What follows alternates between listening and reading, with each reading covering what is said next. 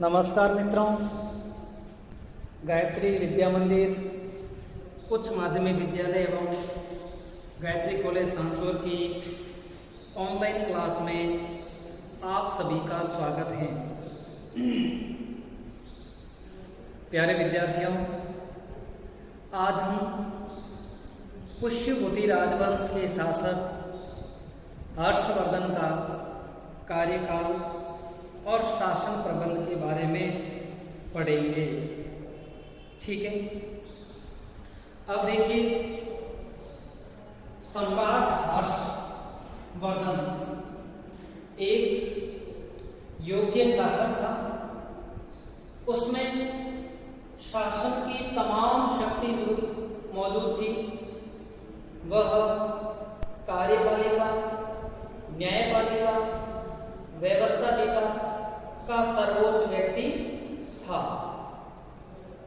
हर्षवर्धन का शासनकाल देखें तो सही मायने में हर्षवर्धन ने अपने शासनकाल में जनहितैषी कार्य किए, राजतंत्रात्मकता के साथ साथ गणतंत्रात्मकता का समावेश भी हर्षवर्धन के शासनकाल में देखने को मिलता है। हर्षवर्धन प्रतिदिन अपने जीवन में प्रतिदिन के कार्यों को उसने 3 भागों में बांटा हुआ था। पर डे ये 3 कार्य हर्षवर्धन को करने अनिवार्य थे। अब इसमें अगर हम देखें तो देखिए, पहला था कि राज कार्य के लिए निश्चित समय। हर्षवर्धन ने प्रत्येक दिन राज कार्य के लिए एक निश्चित समय तय किया हुआ था और उस समय के दौरान वे राज कार्य ही करते थे। दूसरा है निरीक्षण या यात्रा। हर्षवर्धन अपने शासन काल में अपने साम्राज्य में अलग अलग स्थानों की प्रतिदिन यात्राएं करते थे। हालांकि हर्षवर्धन की यात्राएं केवल नगर तक सीमित थी, लेकिन फिर भी वह यात्राएं करते थे। यात्रा करने का उद्देश्य जनता के बीच में जाना, जनता की समस्याओं को सुनना, उनके समाधान के लिए प्रयास करना और वहां पर उनके प्रशासनिक तंत्र को जानना। इसी तरह तीसरा कार्य कि जब हर्षवर्धन नगर में या अन्य किसी स्थान पर राज की यात्रा पर निकलते तो उनके स्वागत के लिए, आदर सत्कार के लिए मंत्रियों का एक बड़ा दल लोग फूल, मालाएं, उपहार, भेंट, फल फूल लेकर उपस्थित होते और उनका स्वागत करते थे। और स्वयं हर्ष वहां पर समस्याओं का है वो निराकरण है वो करते थे, समस्याओं को सुनते थे, निराकरण के लिए अधिकारियों को है वो आदेश देते थे। हर्षवर्धन ने अपने साम्राज्य को चलाने के लिए अपने शासनकाल में एक मंत्री परिषद बनाई थी। मंत्री परिषद में योग्य व विद्वान थे व्यक्ति थे जो समय समय पर हर्षवर्धन को राज कार्य के लिए अपना परामर्श देते थे। हर्षवर्धन ने अपने मंत्रियों की परामर्श पर ही उन्होंने राज सिंहासन को संभाला था और राज सिंहासन संभालने के बाद भी जब भी कोई उन्हें परामर्श की, सलाह की आवश्यकता होती तो वे अपने मंत्रियों से उसकी सलाह मशविरा लेते थे। इसके अलावा मंत्री परिषद को काफी अधिकार दिए हुए थे और मंत्री परिषद हमेशा हर्षवर्धन के प्रति उत्तरदायी होती थी। अब हम देखते हैं सचिवालय। हर्षवर्धन ने भी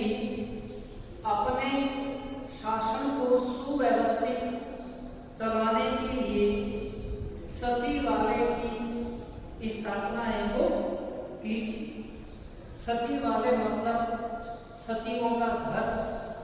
हर्षवर्धन के विशाल साम्राज्य और विभागों को संचालित करने के लिए एक राजधानी में सुव्यवस्थित सचिवालय की स्थापना की थी, जिसमें सभी तरह के मामलों के विश्वस्त एवं योग्य पदाधिकारियों को नियुक्त किया हुआ था। सचिवालय में मुख्य तौर से सचिव विद्वान व्यक्ति को ही बनाया जाता था। जैसी हमें जानकारी मिलती है हर्षचरित आदि के अनुसार, तो उसमें बाण भट्ट को अवंती का विदेश एवं युद्ध मंत्री बनाया था। बाण भट्ट दरबारी कवि हर्षवर्धन का, जिसे इसके बाद हम देखते हैं तो सिंहानंद को हर्ष का सेनापति नियुक्त किया था। कुंतल को घुड़सेना का प्रमुख एवं स्कंदगुप्त को हाथी सेना का प्रमुख कहा जाता था। अर्थात अलग अलग योग्यता वाले अलग अलग पदों पर योग्य व्यक्तियों को नियुक्त किया हुआ था। जैसे बाण भट्ट को विदेश युद्ध मंत्री, सिंहानंद को सेनापति, कुंतल को उनके दरबार में कुंतल को विशेष तौर से घुड़सवार सेना का प्रमुख अधिकारी, स्कंदगुप्त को हाथी सेना का प्रमुख अधिकारी मानते थे। इसी तरह बांसखेड़ा ताम्र विलेख में बालू को रिकॉर्ड संरक्षक कहा गया है, यानी जिसके पास राजकीय आय, व्यय, दैनिक कार्यों की दैनिक रिकॉर्ड आदि को संभालकर बानो नाम का अधिकारी रखता था। इसकी जानकारी हमें बांसखेड़ा ताम्र विलेख से मिलती है। इनके अलावा भी कुमारामात्य, उपरीक, विषयपति जैसे कई अधिकारी उनके दरबार में सचिवालय में शोभा बढ़ाते थे। इसके अलावा उन्होंने कुमारामात्य नाम के उच्च प्रशासनिक सेवा अधिकारियों को भी नियुक्त किया हुआ, और उन्हीं में से वे मंत्री के रूप में, सचिवालय अधिकारी के रूप में सेवाएं प्रदान करते थे। तो हर्षवर्धन के जो मंत्री थे, सचिव थे, अधिकारी थे, इन सबको वेतन, नकद या अनुदान अथवा भूमि भी प्रदान की जाती थी।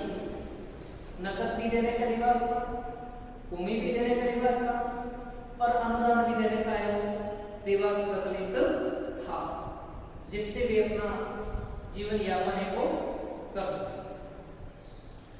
अब बात देखते हैं हर्षवर्धन की सेना की। तो देखिए, हर्षवर्धन ने भारत के एक विशाल साम्राज्य पर अपना शासन स्थापित किया। कश्मीर, नेपाल, उड़ीसा, सिंध, उत्तरी भारत, बिहार, बंगाल आदि क्षेत्रों को विजित किया।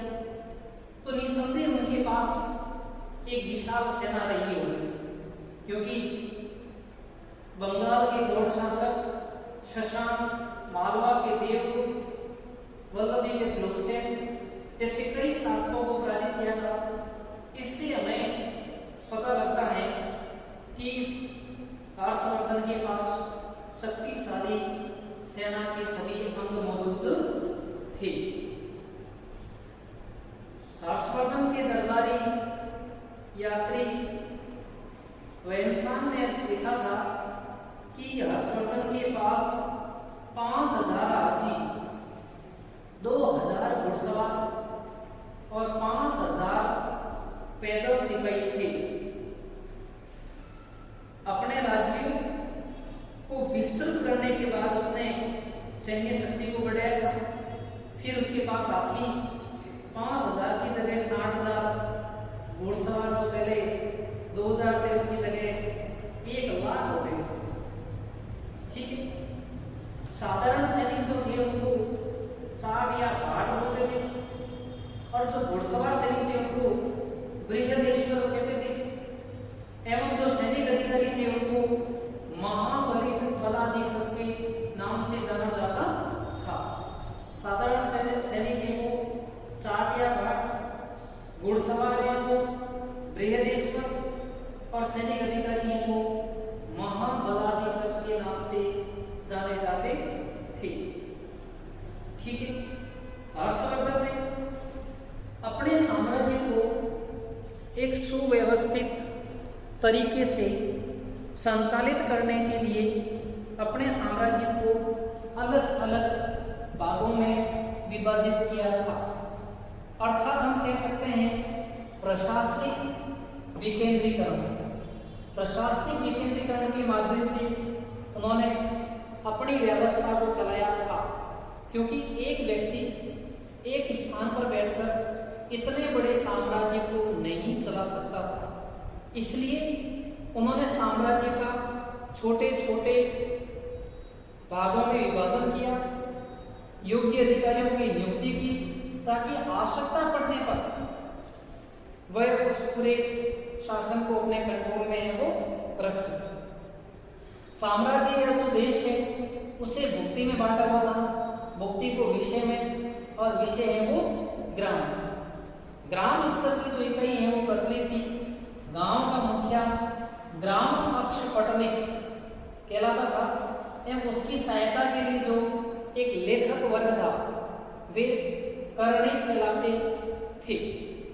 गांव का मुखिया कर्णिक की सहायता से गांव की प्रशासनिक व्यवस्था, गांव की राजनीतिक व्यवस्था, गांव की न्याय व्यवस्था आदि को संभालता था, और ये अधिकारी गांवों से करों की वसूली करके अपने ऊपरी स्तर की इकाई तक और ऊपरी स्तर से वो हर्षवर्धन तक कर वो पहुंचता था।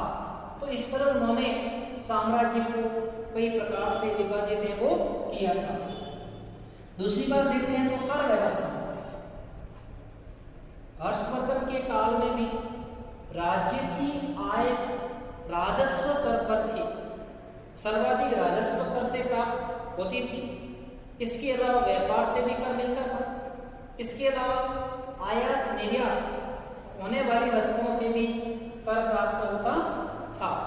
तो हर्षवर्धन के काल में 3 प्रकार के कर लिए जाते थे: बाघ, हिरण्य और बलि। बाघ में भूमि कर। भूमि कर का मतलब होता है कि जो राजस्व भूमि है उस राजस्व भूमि पर लिया जाने वाला कर जो कहलाता था भूमि कर। अर्थात भूमि का मालिक स्वयं सम्राट या राजा होता था, और वह किसानों को कार्य करने के लिए भूमि देता था और उसके बदले उनसे कर लेता था। हिरण्य व्यापारियों व अन्य लोगों से जो नकद कर, कैश, कौड़ियों में जो मतलब नकद राशि लेते थे, तो उन्हें हिरण्य कर के नाम से जाना जाता था। इसके अलावा बलि कर। बलि कर का मतलब है धार्मिक कर। धर्म के नाम पर, धार्मिक अनुष्ठानों के नाम पर लिया जाने वाला कर क्या कहलाता था? बलि। तो इनके काल में ये 3 कर मुख्य तौर से प्रचलित थी: बाघ, हिरण्य और बलि। अब अपन बात करते हैं हर्षवर्धन के काल में दंड विधान के बारे में। तो दंड विधान की अपन बात करते हैं तो हर्षवर्धन बौद्ध धर्म को मानने वाला था। उसका शांति प्रियता में विश्वास था। वह कठोर दंड देने में विश्वास नहीं रखता था। शारीरिक दंड नहीं दिया जाता था, बल्कि जुर्माना देना एवं जंगल में जुर्माना एवं दोषी व्यक्ति से जुर्माना वसूलना एवं उन्हें जंगल में भेजने जैसे कार्य भी किए जाते थे। इससे ये स्पष्ट होता है कि हर्षवर्धन के काल में अमानवीय अत्याचार नहीं होते थे। दंड केवल इसलिए दिया जाता था कि कोई व्यक्ति जानबूझकर गलती है वो न करे, अपराध न बढ़े और एक सुखकारी राज्य का निर्माण है वो हो सके। इसके बाद हम देखते हैं हर्षकालीन सामाजिक व्यवस्था। तो देखिए हर्ष के काल में भी समाज में वर्ण व्यवस्था प्रचलित थी। समाज में 4 वर्ण थे। सबसे श्रेष्ठ वर्ण ब्राह्मण, क्षत्रिय, शूद्र, वैश्य और इनमें से प्रथम 3 वर्ग ब्राह्मण, क्षत्रिय, वैश्य काफी समृद्ध थे, श्रेष्ठ भी थे, लेकिन शूद्रों की स्थिति खराब थी। उस समय में समाज में नैतिकता पर विशेष बल दिया जाता था। नैतिक आचरण महत्वपूर्ण था। उस समय में शुद्ध सात्विक भोजन का प्रयोग ज़्यादा होता था एवं प्याज है, लहसुन है, मांस है, खाने पर भी प्रतिबंध था। प्याज, लहसुन, मांस को समाज में वेद अनुमति नहीं थी। इनको खाने वालों को समाज से बाहर रखा जाता था। अंतरजातीय विवाह भी प्रतिबंधित थे। तो इस तरह समाज में सभी वर्गों के लोग हैं वो मौजूद थे। अब हम देखते हैं आर्थिक व्यवस्था। तो देखिए हर्षवर्धन के काल में सर्वाधिक जो फला फूला उद्योग था वह वस्त्र उद्योग कहलाता था। ताम्रलिपि, बड़ौच, पाटलिपुत्र जैसे प्रमुख व्यापारी केंद्र थे। मुद्रा के रूप में कौड़ियों का इस्तेमाल होता था। मुद्रा कौड़ी थी। भारत के विदेशी देशों से भी संबंध थे, जिनमें हम देख सकते हैं चीन है, मध्य एशिया है और इसके अलावा पश्चिम उत्तर का क्षेत्र है। यहाँ के व्यापारी वस्तुओं का आयात व निर्यात करने के लिए आते रहते थे। भारत से मुख्यतः निर्यात में कपड़े, मसाले, हाथीदार निर्मित वस्तु, जड़ी बूटियाँ आदि होती थी और आयात में घोड़ा, सोना चांदी आदि है वो आयात किया जाता था। अतः हम समझ सकते हैं कि हर्षवर्धन का शासन प्रबल श्रेष्ठ था। समाज में नैतिकता, उच्च आचरण था, विशाल सेना थी, योग्य मंत्री परिषद थे, लोगों से उपज का सही कर लेते थे, राज्य का सही रूप से विभाजन था, दंड विधान गलती के अनुसार था, समाज में सभी वर्ग मौजूद थे, आर्थिक दृष्टि से श्रेष्ठता थी। अतः हम मान सकते हैं कि हर्षवर्धन का शासनकाल में श्रेष्ठ शासनकाल था। Thank you.